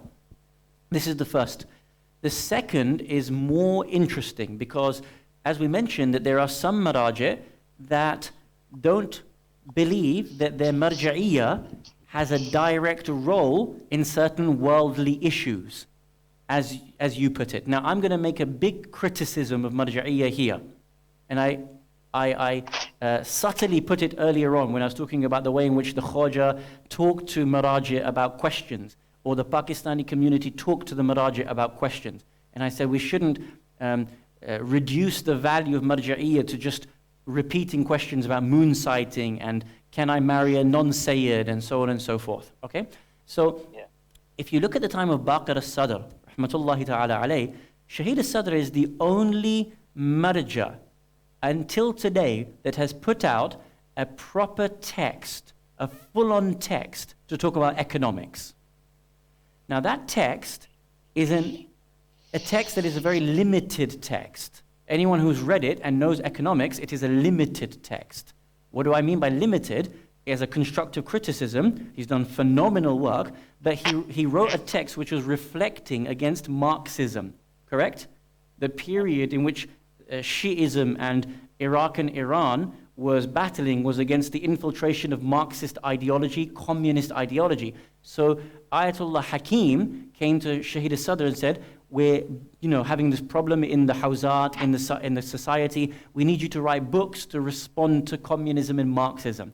So Baqir al-Sadr responded. Now, because he had a particular thinking about Marja'iyya and Wilayat al-Faqih, he wrote the book A in terms of how a Wali al-Faqih would govern economics, and 2, how to respond to Marxist ideology. Today, Marxist ideology has all but receded. Socialism, which heavily relies upon aspects of Marxism, is prevalent. Secondly, we don't have a Wali al-Faqih in the West. Thirdly, today we've moved from nationalism to globalization. We have the IMF, we have the World Bank. So the text that Baqir al-Sadr wrote is outdated. And I could go in much further into this constructive criticism, but I won't because I've made the point. Now what that means is that you will notice that some of the maraji or marja'iyya has not put out texts in, quote unquote, what you said, the real world, worldly issues. We have a great number of texts when it comes to najasat. We have a great number of texts when it comes to hajj. Is there one text from our maraji existing today on how to lift people out of poverty? No. Is there one text when it comes to the issue of unity between Shia and Sunnah? No. Is there one text when it comes to the issues of tabligh? Is there a text that shows us when it comes to unity with other faiths? When it comes to the issue of socialism versus capitalism versus all the different other ideals of today? Is there one text from Amaraja talking about secular Islam and whether secular Islam is correct or not? Now the reason why these issues remain, now there are ulama that have written on this, but we're talking about marja'iyya. The reason why some maraji have neglected or not yet put out these sorts of discussions is because of exactly that particular issue. It's the way in which the world is made up. There is a worldly topic and then there is an Islamic topic.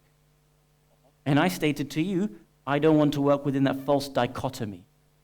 So because some idea is Najaf doesn't look at how to govern, you don't have Maraja putting out texts on how to lift the world from poverty. Now the consequence of this is that I, not me as I, as in you and I, we end up having to rely on other people that have written texts on how to get people out of poverty. You have great leading economists that talk about how to get people out of poverty. You have great leading ecologists that talk about the issue of stopping global warming. Why isn't that text available from Marja'iyya? Because I would ask the same question. Why? I've answered. Because there is a view that says Marja'iyya is about law. All you have to do is just follow Sawm, Sagat, Hajj, Khums, and that's it. And that's the extent of Marja'iyya. And so long as we perpetuate these ideas, then Shi'ism will not have anything to offer the real world. We should be the leaders of the world. We should be showing, here is Imam al-Baqir alayhi salam's methodology on how to lift the world out of poverty. But we don't have it. Now, arguably, I and me and you should take on that mantle, but we do have a system of institution that says Marja'iyya is our leadership. Now, as I mentioned to you, 2 years ago, there was that debate in Birmingham where there were 4 ulama, and I mentioned one of them said, and I won't say whom, one of them said, Marja'iyya isn't social. You just have a book of laws. When you have a problem, open up the Risala, Mas'ala 845, there's your answer. So long as that notion of Marja'iyya perpetuates, Marja'iyya will not be for the real world. It won't be progressive. It won't offer solutions to the world. Shi'ism will dwindle. Shi'ism will not be anything in the university other than historic. You know what when it comes to universities and they study Shi'ism, they study the history of Shi'ism, the split between Shia Sunnah, the intellectual development of Shi'ism, Marja'iyya, the Husayni movement, Ma'tam, and the rituals that we do around Husayn alayhi salam. But that's the extent of it. It looks at Khomeini, it looks at Fadlullah, it looks at Sadr, but it doesn't look at what these people have offered in terms of how to develop the world. And that's where we're falling short. So I hope that's answered your question, brother, as to the delineation between those so-called worldly topics and religious topics. So, for me personally, as you said, in absence of our Imam, Marja Taqleed is basically the father of the nation. And if, for example, if these topics or these things are not coming from them, or if they don't, ask someone to work on these things, how, as a Shia or how as a Shia community, we will move forward? Or I know that, for example, if I need to run a Jamaat or I need to run into politics, I know there is a letter from Imam Ali to Malik al-Ashtar how to govern any city. But in terms of ulamas and marjiyah, do you think, in your opinion, that we should be working on this, or there should be something out there for our Shia leaders to go forward and get equal rights for Shias, where we know there is too much genocide happening all across the globe? Marja'iyah, it's a human institution. Yes? So we can't equate it to the concept of imamate. It's a human institution, which means the way in which they see the world and the challenges that are their priorities and the way in which they engage with that becomes reflective of the individuals available at that time, alive at that time, and the way in which they work. In the previous generation, we had giants like Tabatabai, Sadr, Mutahari, and they put out great texts in accordance with the challenges of their time. There's a word I want to use, so I'm very specific. It is a just question to ask whether the texts that are coming out today are equivalent and meeting with the challenges of our time. That is a very just question that you are asking. And as Marja'iyah continues to develop, you will see that those texts will come out, inshaAllah.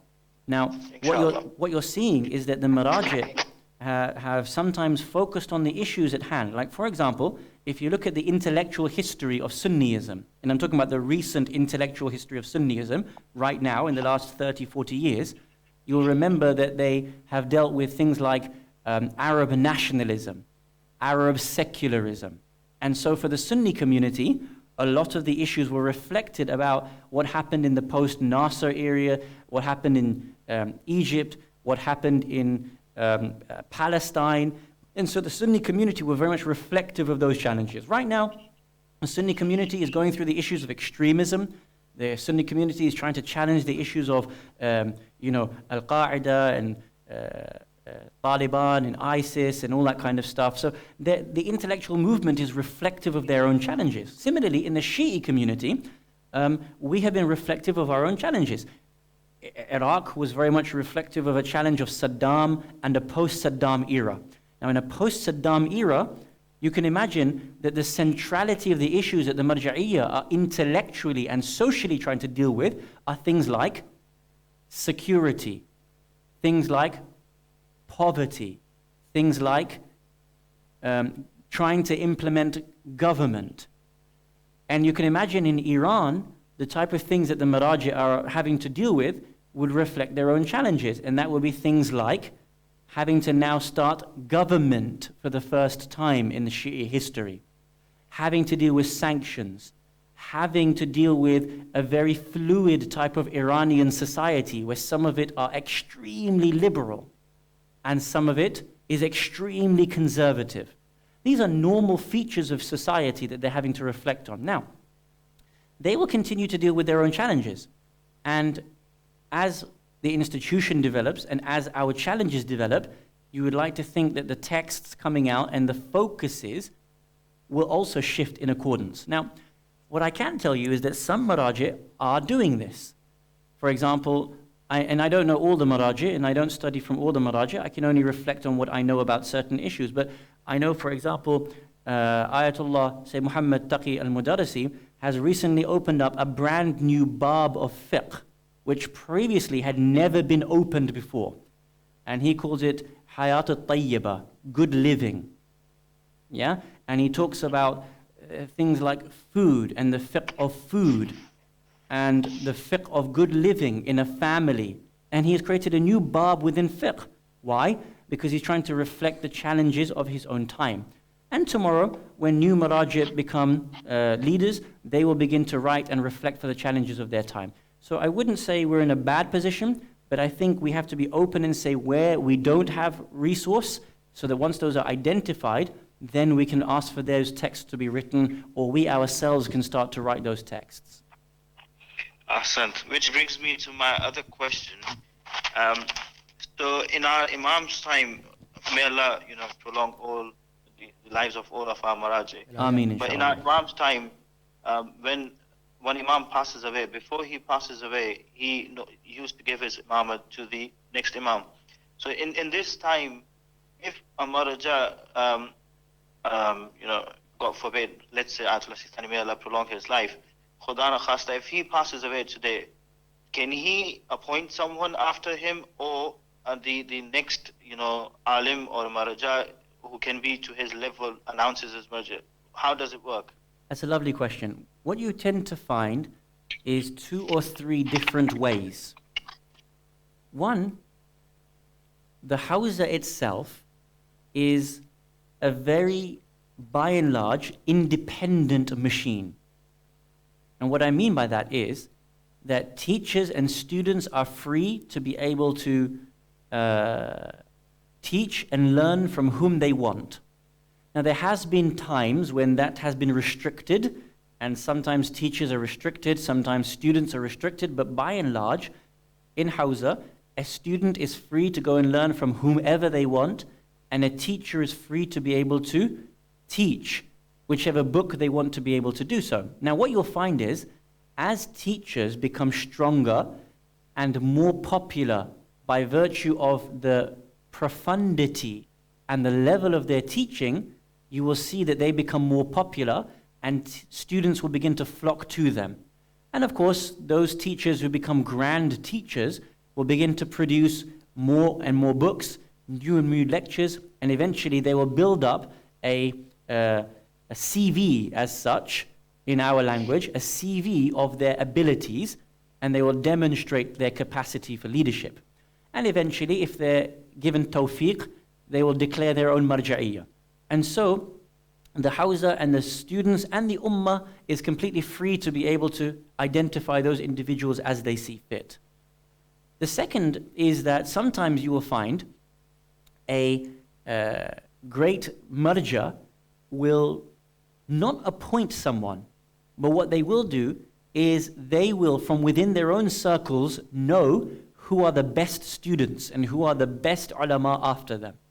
And you might find something like someone comes to the marja and asks him a question. And for example, someone comes to Ayatollah Khomeini and says to him, Imam Khomeini, I have a question on X. And he's at the very end of his life. And he will say something along the lines of, and I'm just picking names, I'm not saying that they did this, I'm just trying to answer your question generally. And Imam Khomeini will respond and say, why do you need to ask me these questions? You've got Sayyid Ali Khamenei amongst you. Why don't you ask him these sorts of questions? He has more knowledge. He has great knowledge. Why don't you ask him instead of asking me? And what that does is that's an indication as to whom he thinks might be a suitable person to take over after him. But he will never say, here is the person that you need to take over after. He will identify and suggest that he knows that amongst his tullab, these are the ones who are the most profound. So the first way is the Hawza organically produces leadership. The second is that the marja might identify just who he thinks is good students after him. Then you have a third way, that within the family or within the immediate circle, that people put themselves in a particular place to be able to take over marja'iyah from their elder brother, from their uncle, from their father. Now, I don't think that's the best way to do it, because marja'iyah should not be hereditary, and it should not be about the surname of the family. It should be about genuine capacity, knowledge, and taqwa. But there are sometimes you will see some people try to put themselves in a position But what you'll find is that if they are truly leaders, then people will go towards them. If they're not really leadership, then people will not go to them. I'll give you an example of what I mean. May Allah bless him for whatever good work that he does. Sayyid Muqtada as-Sadr. Sayyid Muqtada as-Sadr is not marja'iyya level, but he has maraja in his family, right? He had Shaykh Baqir as-Sadr, Muhammad Sadiq as-Sadr, Musa as-Sadr, and so on and so forth. Now he declares leadership, but people can go to him if they want for certain types of leadership, but that doesn't mean that he's necessarily in the position to take over marja'iyya. And because people know that, even if you have the surname and you're putting yourself in the position, that doesn't necessarily mean that you are at that level. And people will know that they need to go elsewhere in terms of fiqh, in terms of the leadership when it comes to jurisprudence. Thank you very much for that call. Thank you very much for that in-depth reply. Just one final question that I've had online. If you find statements of marjas to go against teachings that we already know, that are strong basis, what can you say and comment to those? Give me an example, because that's a very vague question. Online question. If you find a marja has an opinion that goes against an established opinion, Yes, that we already know. I don't know any examples really. okay, so if that person can message in and give us a specific, because it's a very interesting question. You see, look, I need to explain, as I was saying earlier, what is an established position? Is there such a thing as an established position? I mean, look, if Salah 5 times a day is an established position, and I don't think any marja would go against that. But throughout the history of all of our leadership, and I'm talking about our maraji, throughout the beginning of time, from the time of Ghaybat al-Kubra until today, our maraji have taken different opinions on all issues. Let me give an example. At the time of the earliest scholars that we have, in 300 after Hijrah, some of our greatest scholars, we didn't use the term maraji, but that's what they effectively were in that time. Some of our earliest maraji used to think that our a'imma alayhimus salam, the imams, didn't have ilm al-ghayb. And if you thought the imam had ilm al-ghayb, you were extreme. That was an accepted position. In the period of the 16th, 17th century, up until the late 1800s, marja'iyya was forbidden from being engaged politically. That was an established position. All of a sudden, one incident took place in Iraq, and marja'iyya became politicized. Yeah? Many people used to argue that zanjir was permissible. All of a sudden, some of the maraji are shifting their opinion and they say it's not permissible. Maybe with regards to that, as in, do they have a right to shift their position and say? But this is ijtihad. Of course they have a right. They're using principles and evidences.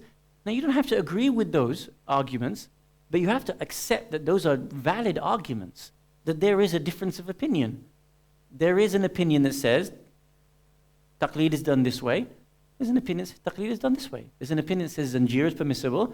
Another opinion that's just as valid says zanjir is not permissible. This is ijtihad. It's like anything in life. You're going to have different opinions. So when you say there's an established position, unless you're talking about salah 5 times a day and these sorts of established positions, there is nothing that is established. It is open to ijtihad, and everything will continue to progress. It is only the immaturity of the mind that cannot accept that ijtihad continues, and that there will be adillah, that there will be evidences towards different types of opinions. Now, I would love for the brother or sister to message in and try to provide us with something specific.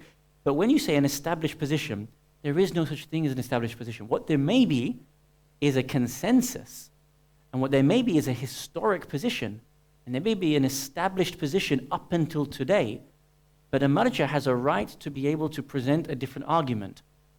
Again, it's not about names, it's not about people. We're intelligent human beings. We're the Shia of Imam al-Baqir, Imam al-Sadiq, salamullahi alayhima, which means we need to engage with the adillah, with the evidences, and not with names. and not with, these petty arguments. Bring in evidence, and if you have a better evidence, brilliant, I'll follow you in your evidence.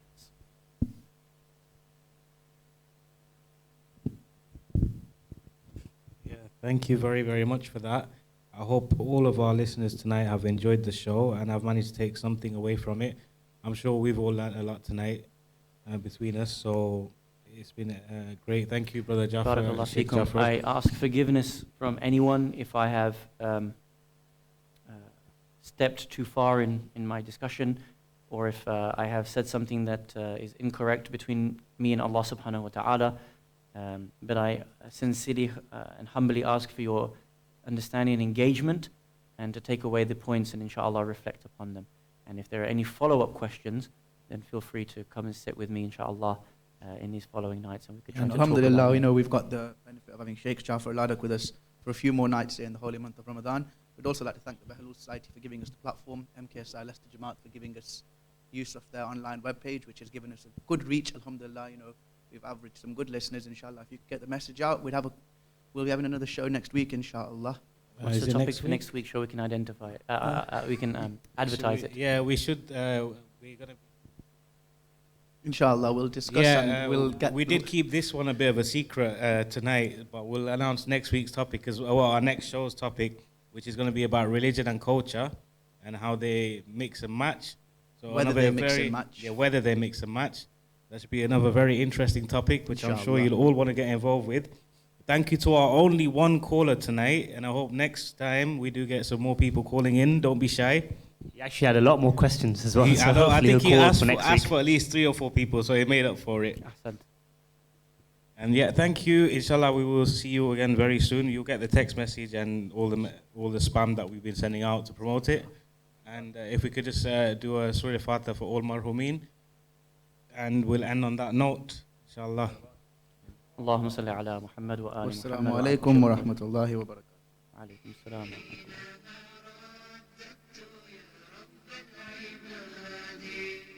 وانتشت روحي وصار الدمع يجري يا إلهي خذ بقلبي من رشادي أشرقت نفسي بنور من فؤادي حينما